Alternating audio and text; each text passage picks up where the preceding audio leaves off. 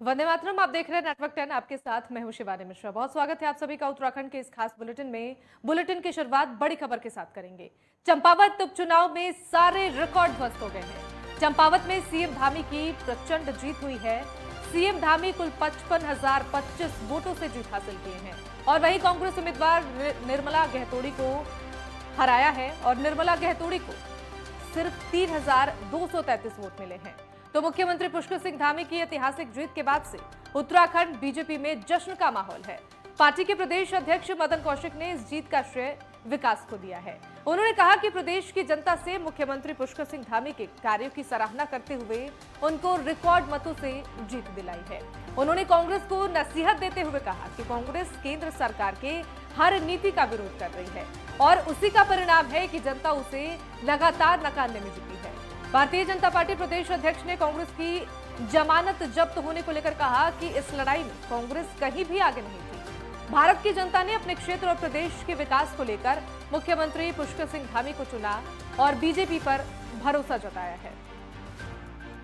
अब चलिए आपको बताते हैं चंपावत में राउंड वार मतगणना किस तरीके से हुई। पहले राउंड में सीएम को 3,856 वोट मिले और निर्मला गहतोड़ी की बात की जाए तो उनको 164 वोट मिले और दूसरे राउंड की अगर बात की जाए तो सीएम को 7,435 वोट मिले और निर्मला गहतोड़ी को 312 वोट मिले। बात तीसरे राउंड की जाए तो सीएम को 10,600 वोट मिले और निर्मला गहतोड़ी को सिर्फ और सिर्फ 425 वोट। चौथे राउंड में सीएम को 12,723 वोट और कांग्रेस की निर्मला गहतोड़ी को मात्र 492 वोट और सपा को यहां पर 124 वोट पड़े। और अगर बात पांचवें राउंड की जाए तो सीएम को 16,000 वोट पड़े और वहीं निर्मला गहतोड़ी को 804 वोट मिले। छठे राउंड में सीएम को 22,693 वोट मिले और निर्मला गहतोड़ी को 1,093 वोट मिले। और सातवें राउंड में आपको बता दें कि सीएम धामी को 25,229 वोट मिले और निर्मला गहतोड़ी को 1,273 वोट मिले। अब अगर बात आठवें राउंड की जाती है तो सीएम धामी को 29,339 वोट मिले और निर्मला गहतोड़ी को सिर्फ 1,573 वोट मिले। नौवें राउंड में सीएम को 35,839 वोट पड़े थे और कांग्रेस की निर्मला गहतोड़ी को 1,873 वोट पड़े थे।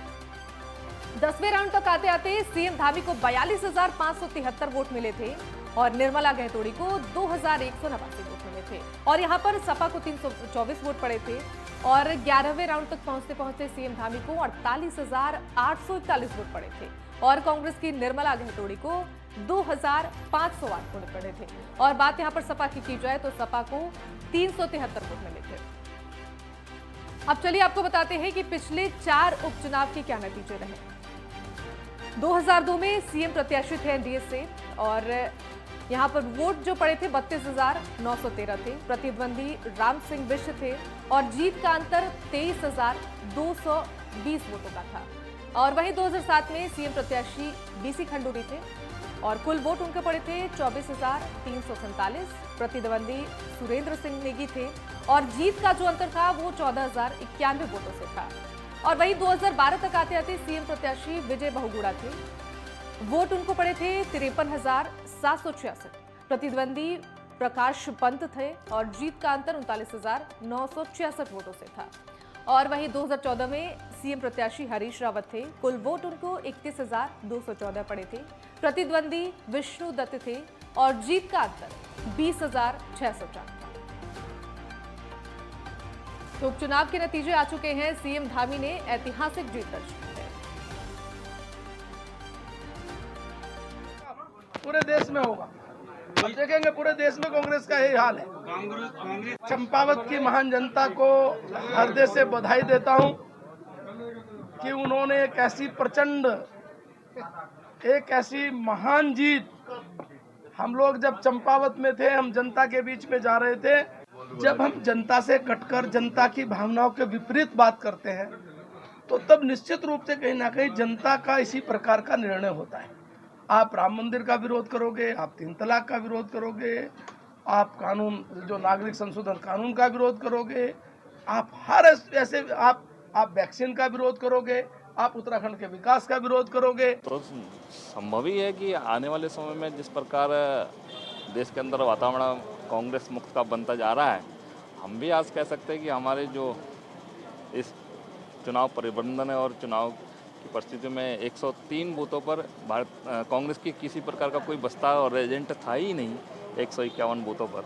तो आज ये कांग्रेस मुक्त विधानसभा हमने की है और कांग्रेस मुक्त आज उत्तराखंड होता दिखाई दे रहा है। एक बड़ा एक विषय कांग्रेस के लिए है और भारतीय जनता पार्टी का जिस प्रकार अपना तंत्र और अपना प्रबंधन चलता है। 55 चंपावत विधानसभा की जो उपचुनाव की मतगणना थी आज वो पूरी हो गई है। कुल मिला के 13 राउंड की हमारी मतगणना रही। इसमें जो हमने फाइनल जो रिजल्ट है उसमें श्री पुष्कर सिंह धामी जी जो कि माननीय मुख्यमंत्री जी हमारे, उनको 58,258 वोट मिले और दूसरे नंबर पे कांग्रेस के प्रत्याशी श्रीमती निर्मला गैतोड़ी जी रहीं जिन्हें 3,233 वोट मिले। इस तरीके से दोनों प्रत्याशियों के जो बीच में जो वोटों का डिफरेंस रहा वो 55,025 वोटों का रहा है और इसको देखते हुए श्री पुष्कर सिंह धामी जी को चंपावत विधानसभा सीट से विजयी घोषित किया। और इसी खबर पर ज्यादा जानकारी के साथ संवाददाता ज्ञानेंद्र तिवारी हमारे साथ जुड़ गए हैं। ज्ञानेंद्र का रुख करेंगे। ज्ञानेंद्र, पहाड़ों में धामी की धूम मची हुई है, ऐतिहासिक जीत मुख्यमंत्री पुष्कर सिंह ने जीत दर्ज की है। किस तरीके की तस्वीरें वहां पर नजर आ रही हैं? बिल्कुल, जिस तरीके की तस्वीरें चंपावत से देखने को मिल रही हैं, खासतौर पे जो आकलन लगाया जा रहा था उससे कहीं बढ़ चढ़ के ये कहीं ना कहीं बहुमत देखने को मिल रही है। 55,025 वोटों से जीत हासिल की है मुख्यमंत्री पुष्कर सिंह धामी ने चंपावत उपचुनाव में। और ऐसे में देखा जाए तो कांग्रेस की तरफ से जो प्रत्याशी हैं केवल 3,000 वोट लेके आ पाई हैं। खासतौर पे देखा जाए तो कहीं ना कहीं कांग्रेस को चिंतन मंथन करने की आवश्यकता है, क्योंकि जो जरूरत थी यहाँ पे एक कांटे की टक्कर की जो जरूरत थी वो यहाँ भी नहीं कर पाए और दूसरी तरफ वो अपनी जमानत भी नहीं बचा पाया। ऐसे में जरूरत है आगामी दिनों को लेके, क्योंकि 2024 में लोकसभा का चुनाव है, प्रदेश के अंदर 5 सीटें हैं और ऐसे में ये जो रिजल्ट है उपचुनाव का आने वाले चुनावों के लिहाज से, चाहे वो लोकसभा का चुनाव हो या कि नगर पालिका का चुनाव हो, नगर निगम का चुनाव हो, नगर निकाय के चुनाव भी हैं अगले वर्ष। ऐसे में तमाम जो चुनाव हैं उसके मद्देनजर एक मैसेज है और कहीं ना कहीं इसको समझना होगा कांग्रेस को, क्योंकि हमने देखा जिस तरीके से चुनाव के दौरान कांग्रेस के नेताओं की कहीं ना कहीं ढीलावाही ही कहें, स्टार प्रचारकों की लिस्ट जारी की गई लेकिन वो स्टार प्रचारक चुनाव प्रचार के लिए नहीं पहुंचे। केवल प्रदेश के जो स्टार प्रचारक थे, प्रदेश के दिग्गज नेता थे, वही इक्का दुक्का वहां चुनाव प्रचार करते हुए नजर आए। और कहीं ना कहीं ये जरूरत है कांग्रेस को, अगर अपनी नाक बचानी है, उत्तराखंड में अपनी धाक बना के रखनी है और कहीं ना कहीं रिपीट होना है उत्तराखंड के अंदर तमाम चुनाव में, तो ऐसे में आत्ममंथन की आवश्यकता है। और देखा जाए तो जिस तरीके से आकलन भी किया जा रहा था कि मुख्यमंत्री जीत का जो मार्जिन होगा अंतर काफी ज्यादा हो सकता है और ऐसे में एक उम्मीद से परे रिजल्ट आया है। 55,000 की मार्जिन बहुत अधिक होती है जबकि 61,000 वोट पड़े हों। ऐसे में देखा जाए तो कहीं ना कहीं जिस तरीके से जो उम्मीद थी उससे कहीं अधिक है और ऐसे में अब जो वहाँ के जनता का जो विश्वास है उस पर खरा उतरना एक चुनौती होगा मुख्यमंत्री होते के नाते, क्योंकि मुख्यमंत्री पूरे प्रदेश का मुखिया होता है और एक विधानसभा का कहीं ना कहीं वो अपने विधानसभा का प्रतिनिधि होने के नाते एक कर्तव्य बन जाता है, एक दायित्व तो होती है कि अपने विधानसभा का भी कहीं ना कहीं विकास करे। ऐसे में वहाँ की जनता के उम्मीदों पे खरा उतरना हो गया पुष्कर सिंह धामी, क्योंकि एक भारी बहुमत के साथ वहाँ की जनता ने उनको चुन के विधानसभा भेजा है और मुख्यमंत्री कहीं ना कहीं वो बने रहेंगे, क्योंकि हमने देखा 2022 का जो विधानसभा का चुनाव था उसमें हार झेलनी पड़ी थी खटीमाम से और उसके बाद ही कहीं ना कहीं वो उपचुनाव में गए और एक भारी बहुमत के साथ जीत के वापस आए।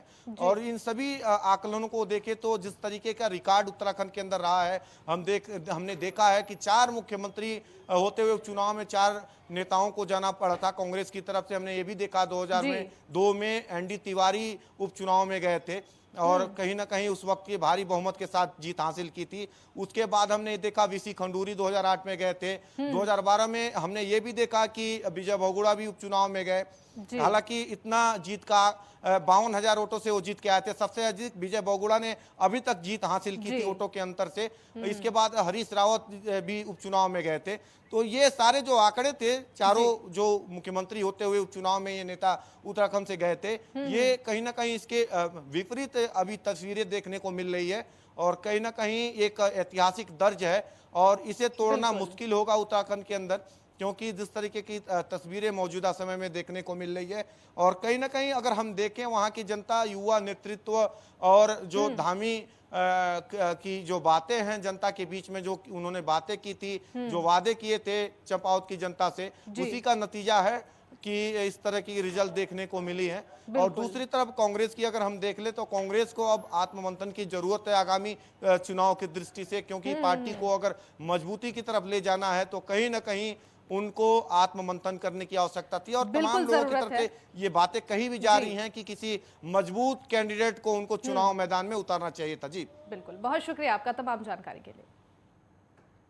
और वक्त यहाँ पर एक छोटे से ब्रेक का है, फौरन लौटेंगे।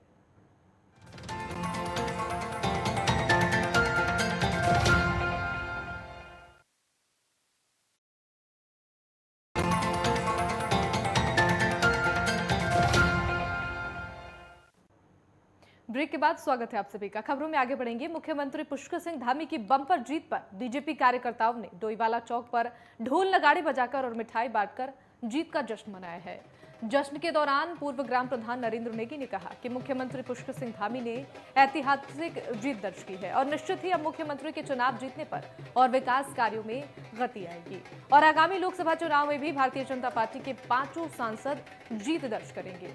वहीं बीजेपी कार्यकर्ताओं ने चंपावत की जनता का आभार जताते हुए कहा, जिस प्रकार चंपावत की जनता ने मुख्यमंत्री को अपना वोट देकर भारी मतों से विजयी बनाया है, वहीं मुख्यमंत्री पुष्कर सिंह धामी भी चंपावत की जनता को विकास कार्यों के रूप में वापस करेंगे।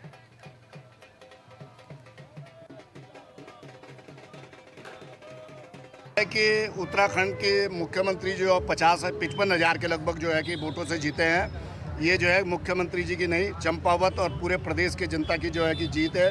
जो जीत का आशीर्वाद मुख्यमंत्री जी को मिला है उससे जो है कि उस क्षेत्र की जनता को साधुवाद और जो विकास की गति जो अब जो है कि पूरी तेज़ी के साथ आगे बढ़ेगी और मुख्यमंत्री जी का पूरा फोकस चंपावत के अलावा पूरे प्रदेश में अब जो है कि केंद्रित होगा और आने वाले 2024 के चुनाव में भी जो है कि लोकसभा की जो आने वाले चुनाव हैं उनमें भी जो है भारतीय जनता पार्टी इसी तरह से जो है कि बहुत विजयी होगी।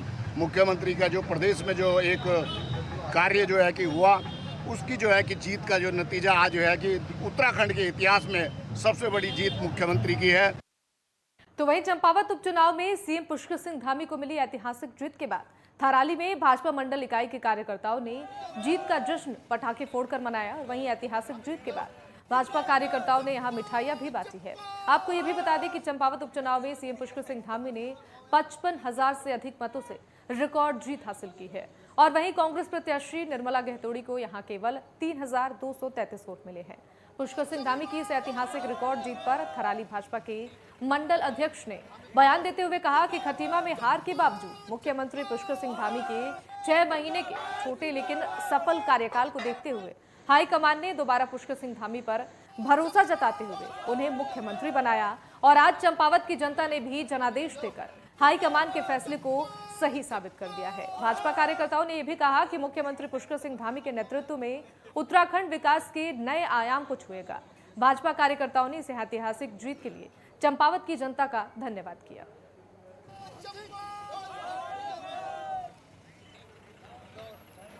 जीत को पहले तो हम चंपावत की सम्रांत जनता को का धन्यवाद करते हैं कि उन्होंने धामी जी को इतने भारी बहुमत से और कांग्रेस के प्रत्याशी की जमानत जब्त करते हुए इतने मतों से विजयी बनाया। हम चंपावत की जनता का बहुत बहुत धन्यवाद करते हैं और पूरे प्रदेश में धामी जी के जीतने पर भारतीय जनता पार्टी में एक बहुत खुशी की लहर है। सबसे पहले तो मैं भारतीय जनता पार्टी की ओर से पूरे उत्तराखंड प्रदेश की ओर से चंपावत की जनता का हार्दिक धन्यवाद एवं आभार प्रकट करता हूं। साथ ही धामी जी के जीतने में पूरे उत्तराखंड प्रदेश में एक खुशी की लहर है। हमारे थराली मंडल में भी पूरे हमारे भारतीय जनता पार्टी के कार्यकर्ताओं ने एक हर्षोल्लास के साथ एक नई ऊर्जा के साथ जश्न मनाया और बाजार में तमाम मिठाइयाँ बांटी। मुख्यमंत्री पुष्कर सिंह धामी ने 55,000 से ज्यादा वोटों से जीत दर्ज की है और इसी खुशी में गदरपुर क्षेत्र के सैकड़ों कार्यकर्ता पूर्व कैबिनेट मंत्री गदरपुर क्षेत्र के विधायक अरविंद पांडे के निवास पर पहुंचे और ढोल नगाड़े बजाते हुए मिठाइयां बांटी हैं।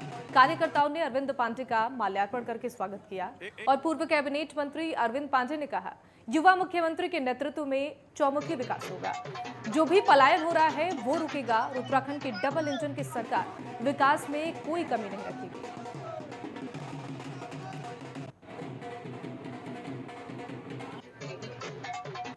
मैं इस चुनाव के लिए सबसे पहले चंपावत की विधानसभा की महान जनता को मैं धन्यवाद दूंगा और उनको बधाई दूंगा, क्योंकि चंपावत की जनता ने भारतीय जनता पार्टी की रीति नीति को, देश के प्रधानमंत्री मोदी जी जो नए हिंदुस्तान के निर्माण के लिए अभियान चला रखा उन्होंने, और उसी अभियान को हमारी से प्रदेश के यशस्वी मुख्यमंत्री पुष्कर सिंह धामी ने आगे बढ़ाया है।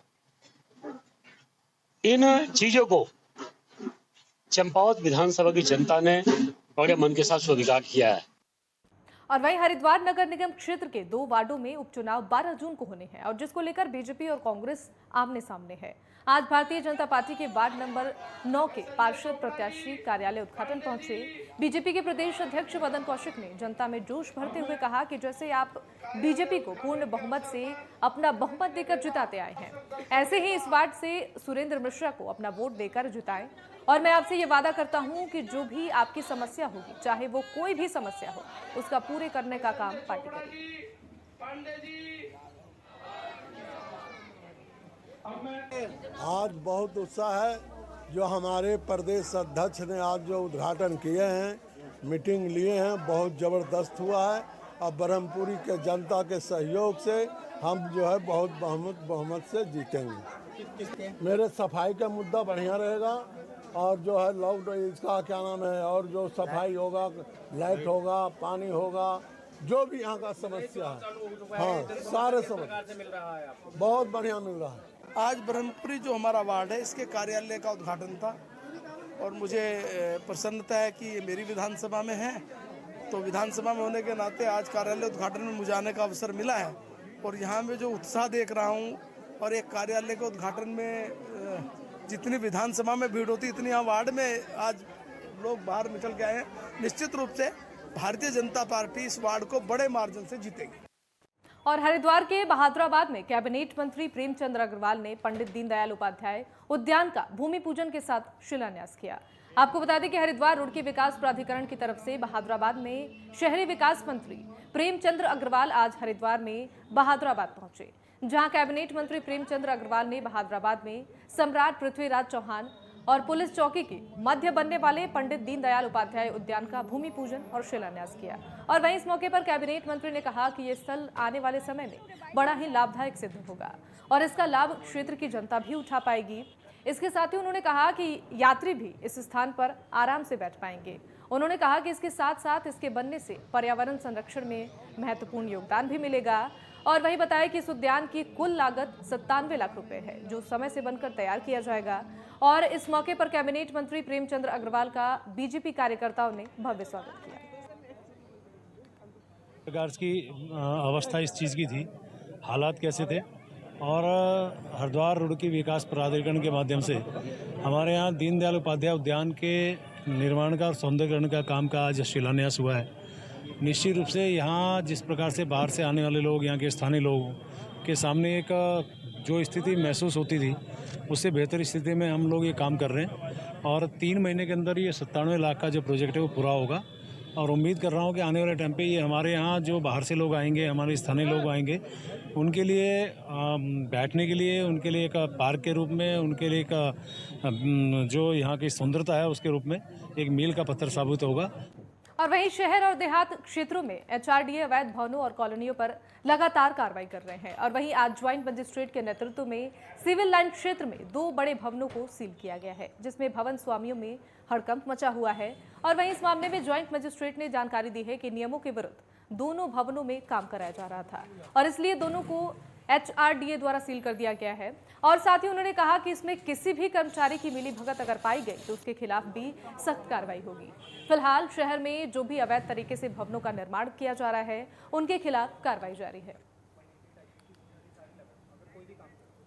लगा रखी है इन्होंने, आगे के फ्लोर्स भी ये लोग बना रहे हैं।